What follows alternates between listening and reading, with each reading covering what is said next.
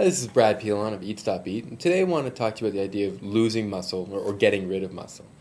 The popular opinion right now is that if you don't eat enough, you're going to lose a lot of muscle mass.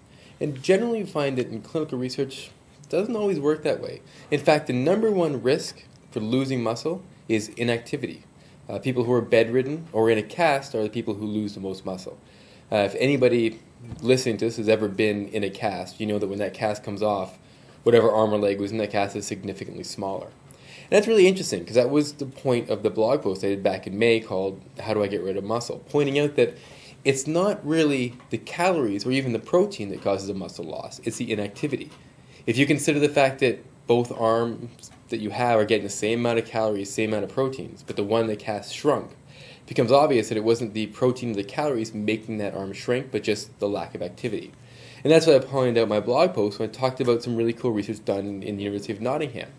And in this research, they're actually studying creatine. But they're studying creatine for its ability to rehab people who've been immobilized. And what they found was, if you just look at the placebos, it was really interesting, because this is a double-blind, placebo-controlled trial. A bunch of healthy people, they're all 20 to 23 years old. There's 22 of them, and they were put in a cast for 2 weeks.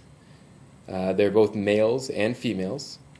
And during that 2-week time, they did NMR imaging to figure out the cross-sectional area of the muscle. And it only took 2 weeks to lose from 90.3 square centimeters down to 81.8. That's almost a 10% drop in cross-sectional area of the muscle in 2 weeks. And it took almost 10 weeks to regain that full size. And luckily, after 10 weeks, they actually gained even extra size.